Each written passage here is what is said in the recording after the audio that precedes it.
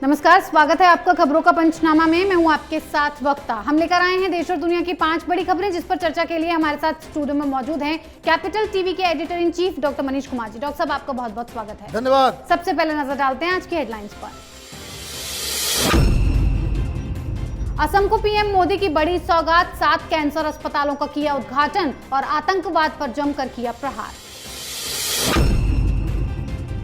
Loudspeaker मामले में राज ठाकरे ने की सीएम योगी की तारीफ, उद्धव ठाकरे पर कसा तंज, हमारे पास योगी नहीं भोगी है। आईएनएस विक्रांत धोखाधड़ी मामले में किरीट सोमैया और उनके बेटे को मिली राहत, बॉम्बे हाईकोर्ट ने 14 जून तक बढ़ाई जमानत।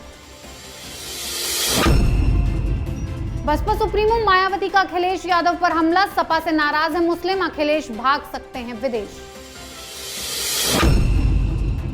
चीन के चंगुल में फंसा नेपाल, श्रीलंका के बाद नेपाल को किया कंगाल, पेट्रोल 41 रुपए लीटर महंगा।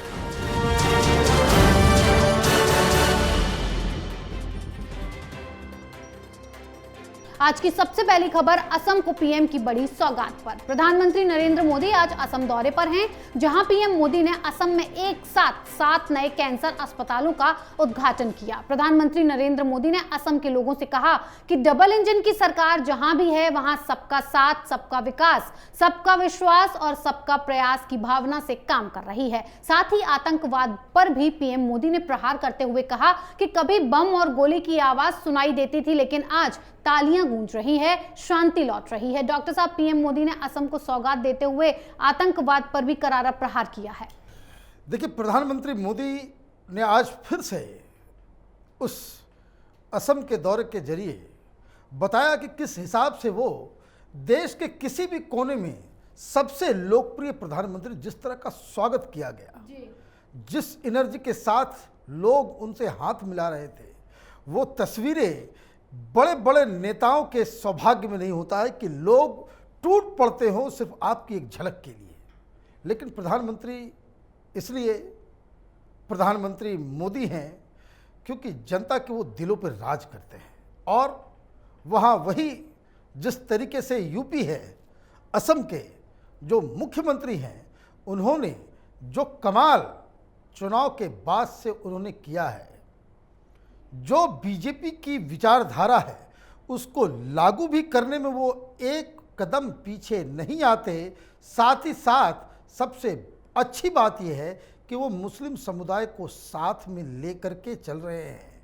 और इसलिए प्रधानमंत्री मोदी ने जो कहा कि पहले गोलियों की आवाज़ सुनाई पड़ती थी, अब तालियां सुनाई दे रही है, वो उसका पूरा का पूरा क्रेडिट हेमंत बिस्व शर्मा को जाता है, क्योंकि जिस तरह का लीडरशिप वो डेमोन्स्ट्रेट कर रहे हैं वो बहुत रेयर है। और जिस हिसाब से Bharatiya Janata party north east के इलाकों में अपने पैर को जमा रही है, ये जो पहले हुआ करता था कि लोग असम को हिंदुस्तान के मेन स्ट्रीम में जोड़ के देखते भी नहीं थे पूरे नॉर्थ ईस्ट को, वो अब एक मेन स्ट्रीम का एक अच्छा, इसको कह सकते हैं कि वो रिप्रेजेंटेटिव बनता दिख रहा है। इसलिए भारतीय जनता पार्टी की सरकार को इस बात के लिए बधाई देने की जरूरत है। जी डॉक्टर साहब, एक तरफ मोदी सरकार असम को नई सौगातें दे रही है, तो दूसरी तरफ लाउडस्पीकर विवाद को हवा देने वाले राज ठाकरे सीएम योगी के मंदिरों और मस्जिदों से लाउडस्पीकर उतारने के आदेश की तारीफ कर रहे हैं और उद्धव सरकार पर तंज कसा है कि हमारे पास कोई योगी नहीं है, भोगी है। यूपी में अब तक 6031 धार्मिक स्थलों से लाउडस्पीकर हटाए जा चुके हैं, तो वहीं 35,000 से ज्यादा की आवाज कम की गई है, जिस पर विपक्ष सवाल उठा रहा है। राज ठाकरे ने उद्धव ठाकरे को आड़े हाथों ले लिया है। डॉक्टर साहब, राज ठाकरे ने बड़ा सटीक बयान दिया है, योगी भोगी, क्या करेंगे उद्धव ठाकरे? देखिए, राजनीति तो इशारों में होती है। राज ठाकरे ने चैलेंज दिया कि वो औरंगाबाद जाएंगे। राज ठाकरे ने चैलेंज दिया कि 3 तारीख को पूरे महाराष्ट्र में बाकायदा वो हनुमान चालीसा का पाठ करेंगे। और उद्धव ठाकरे सरकार उस जाल में फंस गई।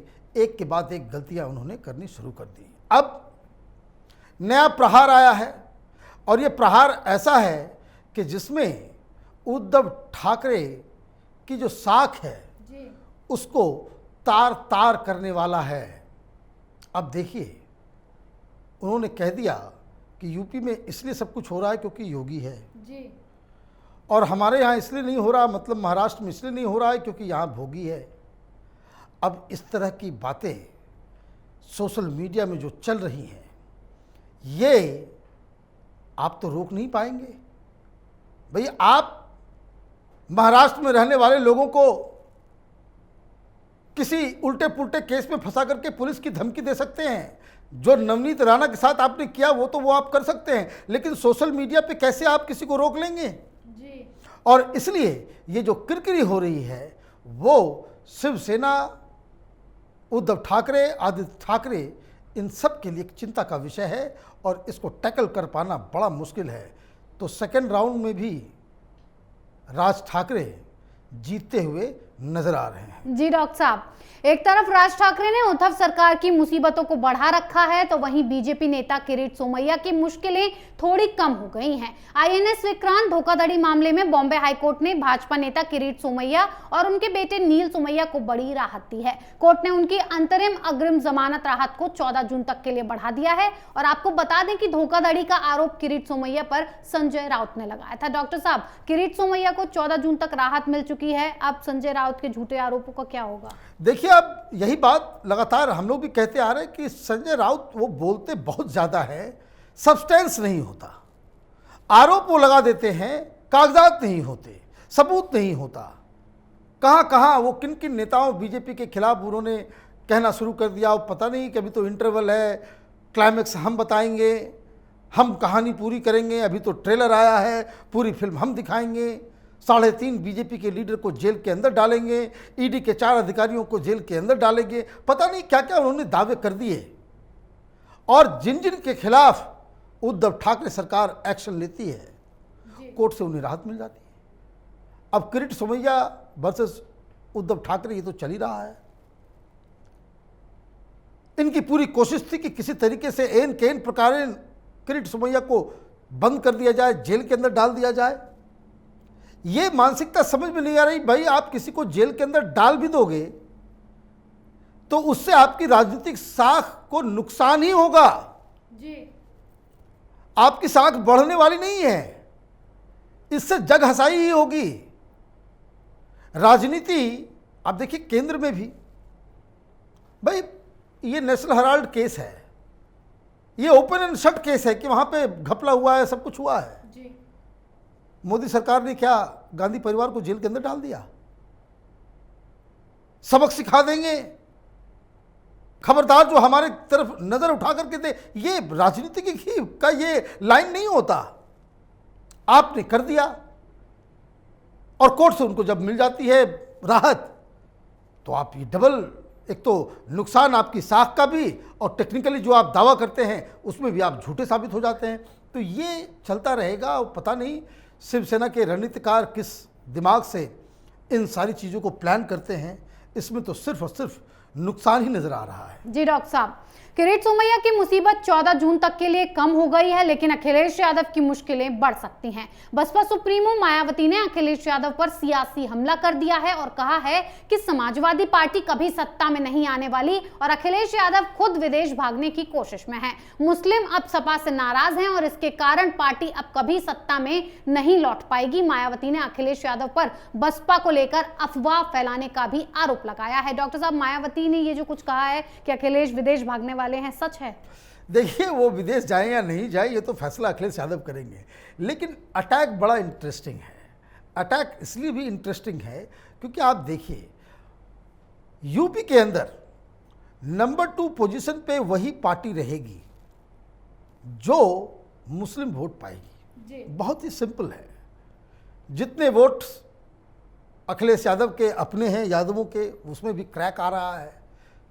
ऑलमोस्ट उतना ही वोट मायावती के पास भी है दलितों का, चूंकि वो क्रैक आ रहा है दोनों ही पार्टियों में, इसलिए भारतीय जनता पार्टी की स्थिति बहुत ही ज़्यादा मजबूत हो गई है। भारतीय जनता पार्टी यूपी की नंबर 1 पार्टी है जी। जिसको कॉम्पीट करना है। कॉम्पीट करने का एक ही तरीका है, एक ही जरिया है कि मुस्लिम वोट बीजेपी को हराने के लिए वोटिंग करते हैं। ये सच्चाई है, हकीकत है, बॉटम लाइन। मुसलमान पार्टी नहीं देखता, विचारधारा नहीं देखता, वो अपने लिए भी वोट नहीं करता, वो बीजेपी को हराने के लिए वोट करता है। और जो सारी पार्टियों में जो कंपटीशन है वो नंबर 2 पार्टी के लिए है, और नंबर 2 पार्टी वही बनेगी जिसके पास मुस्लिम वोट आएगा। मुसलमानों को लगेगा कि नहीं, ये बीजेपी को हरा सकते हैं, तो मुस्लिम वोट वहाँ पे पहुँच जाएगा। तो अब मायावती ये कह रही हैं कि ये तो गए, ये भाग जाएंगे, ये अब नहीं रुकेंगे, मुसलमान नाराज़ है, मुसलमान नाराज़ है। तो दिस वे वो यही कहना चाह रही है कि जो मुस्लिम समर्थन जो समाजवादी पार्टी को मिल रहा है वो घटे, वो खत्म हो, ताकि आगे आने वाले दिनों में जो मुसलमानों का रुख जो है वो मायावती की तरफ बढ़े। यही इसकी पूरी कहानी है। जी डॉक्टर साहब, चीन के संपर्क में जो आता है कंगाल हो जाता है। पाकिस्तान इसका अच्छा उदाहरण है, जिसकी कीमत आज भी पाकिस्तान भुगत रहा है।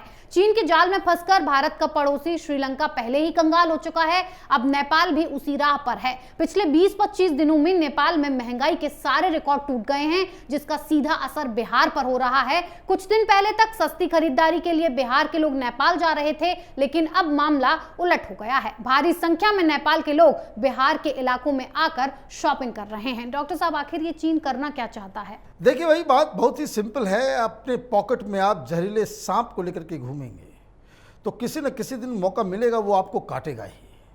और ये तो ड्रैगन है। चीन तो जहां जिससे वो दोस्ती करता है उसको ही तबाह करता है। श्रीलंका फंस चुका इस जाल में, देखिए क्या हालत है, तबाही।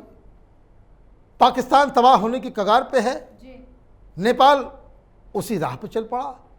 नेपाल को सज़ा इसलिए दी जा रही है क्योंकि चाइनीज़ बहुत ही अच्छे तरीके से अपने फॉरेन पॉलिसी को चलाते हैं। उनका तरीका बहुत ही सिंपल है कि किसी भी देश के ऊपर अपना वर्चस्व कायम करना है तो वहाँ पे सरकार चलाने वाली पार्टी, अलग अलग पॉलिटिकल पार्टीज़, उसको आप पैसे दे करके, चंदा दे करके, उसको खरीद के कर्ज में डुबो दो।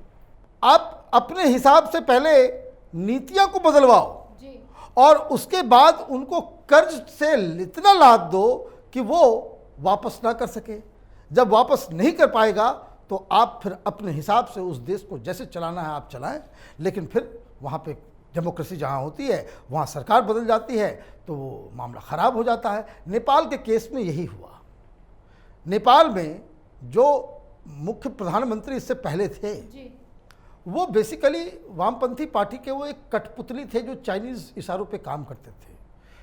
वहाँ नेपाल के प्रधानमंत्री से ज़्यादा ताकत चाइनीज़ एम्बेसडर, एक फीमेल एम्बेसडर थी जो सीधे सीधे वो प्रधानमंत्री को जाकर के आदेश दिया करती थी। अब ये सरकार चली गई, नए प्रधानमंत्री आ गए, अब कैसे वो उसको उसी तरीके से नेपाल को चलाया जाए ये पॉसिबल नहीं हो पा रहा। उनका जो रिश्ता जो है हिंदुस्तान के साथ ज़्यादा बेहतर है तो इसलिए चाइना ने वो कुछ नट बोल्ट जो है उन्होंने टाइट किए हैं, जिसका खामियाजा नेपाल की जनता भुगत रही है। अदरवाइज़ चीन के इशारे पे हिंदुस्तान के खिलाफ वहाँ पे जुलूस निकाले जाते थे, नारेबाजी होती थी, हिंदुस्तान को नेपाल के लोग दुश्मन बनाने लग गए थे। अलग नेपाल का मैप निकाल दिया गया था जिसमें इंडिया के कुछ हिस्से को नेपाल का बताया जा रहा था। तो कई सारी चीज़ें हुई, अब नेपाल उसको भुगत रहा है। जी डॉक्टर साहब, बहुत बहुत धन्यवाद इतनी जानकारी के लिए। धन्यवाद। खबरों का पंचनामा में आज के लिए इतना ही। देश विदेश की बाकी खबरों और उनके सटीक एनालिसिस के लिए देखते रहिए कैपिटल टीवी। हमें लाइक कीजिए, शेयर कीजिए और कैपिटल टीवी को सब्सक्राइब कीजिए। नमस्कार।